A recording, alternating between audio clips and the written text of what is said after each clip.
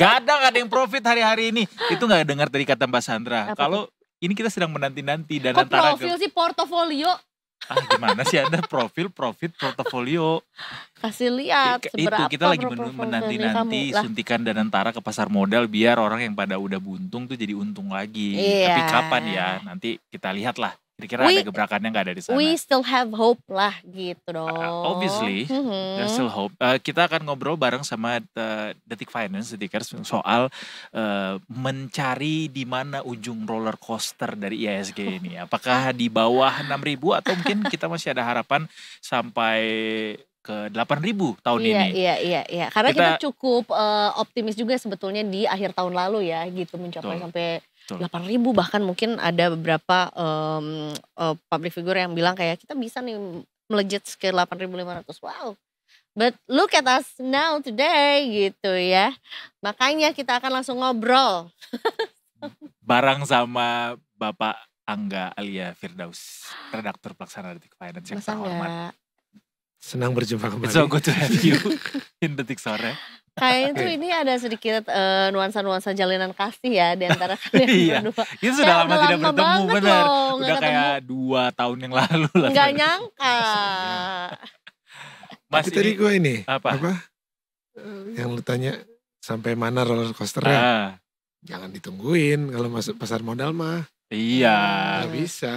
Tergantung lo investor apa trader. Tapi kan gini, apa istilahnya tuh yang jangan nunggu badai selesai. Tapi hadapilah badai itu ketika tetaplah berdansa di tengah badai. Iya. Itu. Jadi ketika turun justru sebenarnya kemarin itu banyak orang yang bilang saatnya nyerok. Memang. Ya lihat sendiri kan beritanya. Ada beberapa bos-bos besar yang buyback saham kan. Karena itu memang pasar kemarin turun itu akhirnya berada di bawah under value kan. Under value, jadi ini masih lebih murah nih dibandingkan nilai aslinya. Jadi kalau punya duit masuk. Betul. Dan bukan saatnya nyari profit sih, memang nggak bisa kalau lagi kayak gitu. Nyari profitnya adalah dengan ini murah nih, lalu ambil. Nah nanti dia akan naik gitu, kayak gitu. Betul. Hanya orang-orang yang bermental baja yang bisa menjadi pemenang di tengah krisis ya. Enggak cuma mental baja sih, tapi penuh perhitungan juga. Obviously ya. Kan kita ngitung nih kira-kira nih saham Bang Anu misalkan, ngelihat asetnya berapa, ininya berapa, ternyata kalau dikaliin, kapitalisasi pasarnya udah turun nih, nah itu ambil dong, karena dia akan kembali normal dan akan naik, insya Allah. Walaupun ujungnya tetap ada insya Allah. Bandar kita nggak ada yang tahu. Iya. Naik apa enggaknya. Walaupun sebetulnya hari ini cukup dibuktikan juga dengan jumlah transaksi yang lumayan ramai gitulah ya gitu, dimana sebetulnya juga banyak yang melihat hal ini sebagai peluang gitu. Iya. Kalau sekarang sih sebenarnya udah yang belanja udah lewat juga nih, udah tinggal nikmatin aja yang kemarin 2-3 hari yang lalu beli. Kan yang FOMO baru masuk, Mas. Nah, yang FOMO terlambat. Harusnya justru kalau berani mental baja tadi hari pertama turun ambil. Kemarin pas 7% ya. Iya, kalau berani. Cuman kan ya namanya orang kan setelah berapa hari baru ngelihat, oh kenapa gua nggak ambil, kenapa gini ya. Beda dengan situasinya ketika pada hari itu. Pada hari itu kita nggak tahu turunnya sampai ke berapa kan. Oke. Sekarang kita bicara soal sentimen nih Mas Angga. Kan IHSG nih banyak nih sekarang spekulasinya sentimennya yang mana. Ada yang bilang dari pemerintah nggak terlalu aware sama pasar modal. Maksudnya kayak pasar modal tuh sekarang di pemerintahan yang sekarang dianaktirikan gitu. Bener gak sih? Kerasa gak sih begitu? Mungkin bukan dianaktirikan ya. Mungkin nggak jadi prioritas utama mungkin. Tidak seprioritas zaman Pak Jokowi. Nggak tahu juga. Kalau ini pertanyaan memancing gitu. Apalagi tugas saya sebagai wartawan selain memancing. Enggak. Apa kan tiap pemerintahan pasti punya prioritasnya masing-masing. Nggak bisa dibandingin. Nggak prioritas dengan yang lainnya mungkin enggak. Tapi kan porsi prioritas itu mungkin berbeda-beda. Nah kalau pemerintahan sekarang yang lebih kelihatan kan lebih ke sektoril. Banyaknya gitu. Salah satunya kan apa kemarin ya makan gratis, terus apa lain. Kebanyakan kebijakan sektoril lah. 3 juta rumah. Ya, yang lebih ke bawah. Gitu. Sampai Pak Prabowo juga bercanda katanya kan apa? Harga saham boleh naik turun, tapi makan harus tetap ada. Ya sebenarnya itu kan sesuatu yang saling berkaitan justru berkaitan itu Mas dan sebenarnya. iya kaitannya ada walaupun ketika tapi mungkin gini lah agak jauhnya ketika pasar saham ini kan cerminan trust dalam negeri luar negeri. Sementara kalau makanan harus ada, ya itu memang harus lah kewajiban pemerintah untuk menyediakan makanan untuk warganya. Kedua-duanya sama penting. Apakah beririsan ya mungkin ada irisan di satu titik. Tapi nggak bisa dibandingin dengan gue pilih makan aja saham gak peduli. Betul. Gue gak peduli makan, gue pilih saham ya gak bisa juga. Berarti salah harus pernyataan Pak Prabowo itu salah. Nggak salah, tapi harus beriringan dong. Ya kan? Ntar kalau gue bilang salah, lalu dijemput gue. Bahaya nggak lebaran nanti. Keluarga gue nyariin. Tapi respon masyarakat mengenai yang disampaikan sama Pak Presiden kan nggak begitu Mas. Di masyarakat jadinya kayak ya nggak diperhatiin nih tuh Pak Presiden aja nggak meng-encourage gitu. Ya mungkin ditambah dengan netizen juga yang menunggu-nunggu gebrakan juga dari Pak Prabowo kali. Dari semenjak naik ini apa gebrakannya, lu bikin apa gitu. Sementara yang mereka dapat kan rata-rata kabar buruk terus tuh. PHK lah, korupsi lah, apalah gitu. Tambah pasar saham hancur lah gitu. Makanya pada akhirnya ini gimana sih nih pemerintah gitu. Itu wajar sih.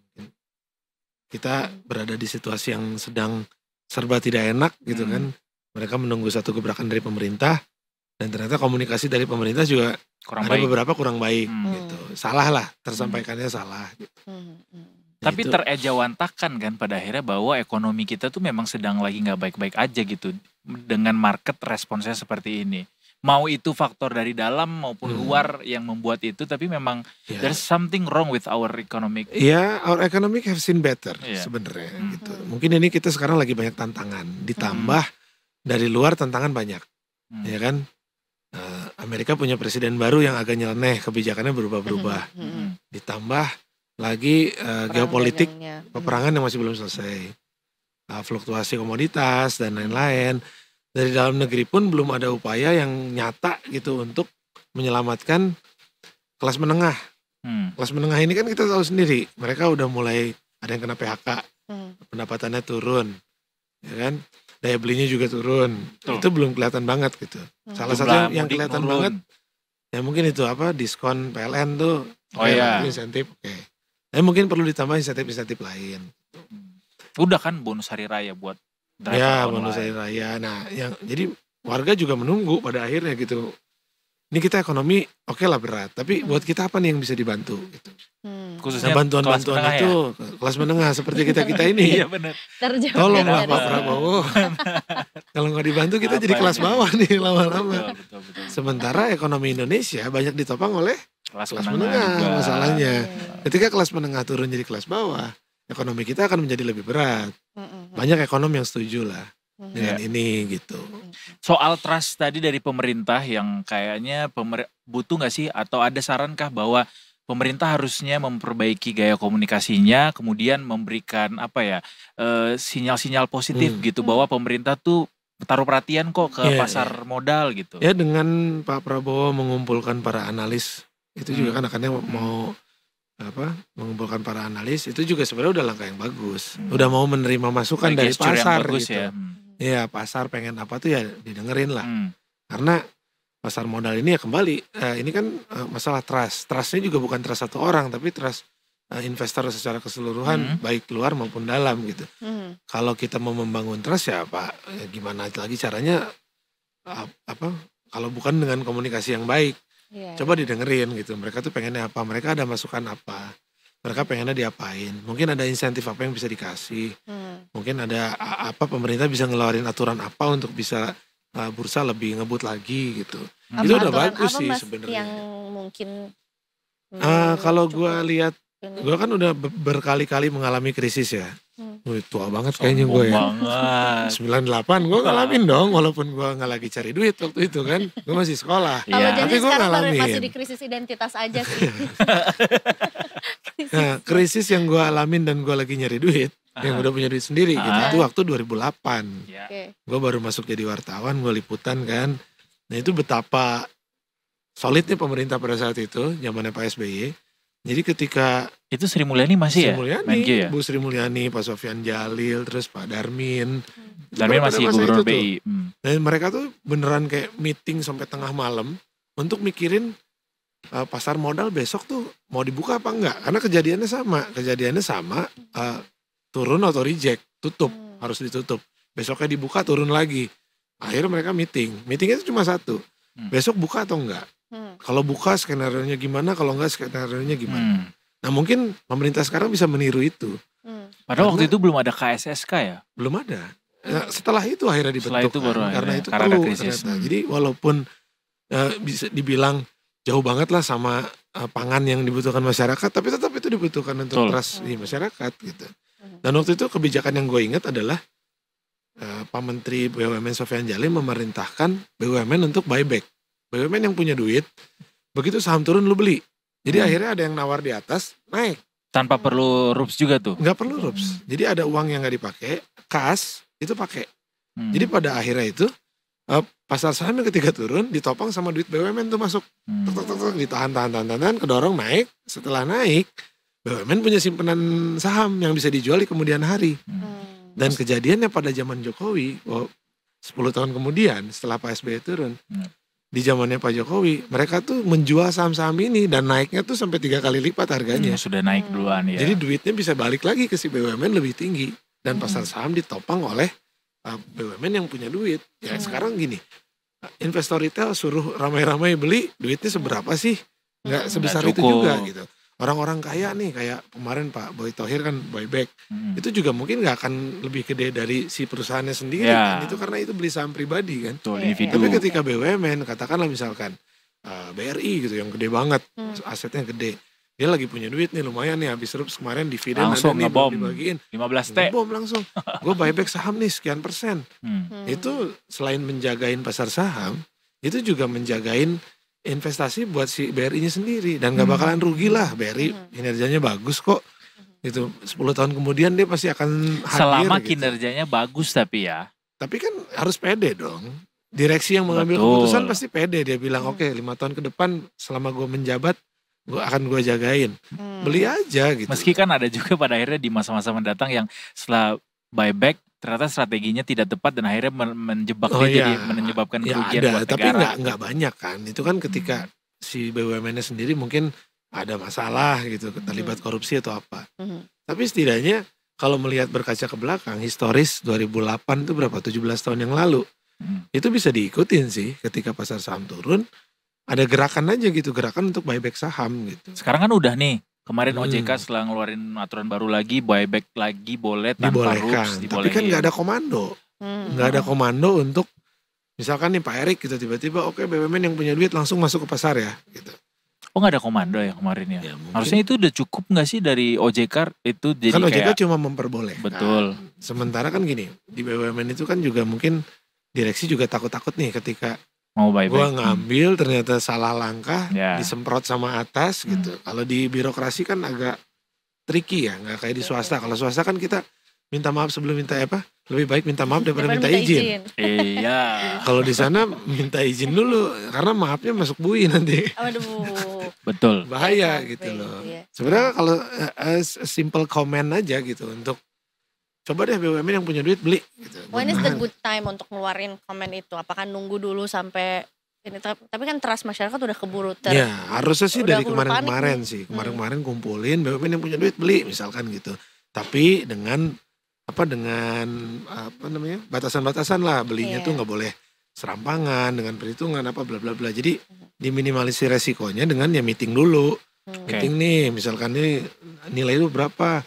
Gue nilai wajarnya sekian, ini udah 2 kali under value gitu ya, udah kita ambil deh, masukin berapa puluh M gitu. Nah kayak gitu misalkan gitu. Mungkin terakhir juga Mas, selain beberapa indikator yang harus diperbaiki dalam ekonomi, soal komunikasi pemerintah ke pasar itu perlu diperbaiki juga nggak kira-kira? Ya sebenarnya kalau gue lihat sih komunikasi pemerintah keseluruhan ya, kadang-kadang apa ya, sekarang kan eranya era medsos ya. Jadi sebaiknya memang lebih hati-hati sih, jangan asal ngomong kayak beberapa aja tadi Menak aja, Wamenak tuh yang bilang apa, Ormas minta duit ke perusahaan. Ya itu kan wajar setahun sekali, itu budaya kita gitu. Kewajaran. Itu kan jadi kayak kayaknya bisa diatur lebih baik lagi deh omongan keluarnya gitu. Kayak yang salah satu media dikirimin kepala babi jawabannya terus dimasak aja gitu. Benar.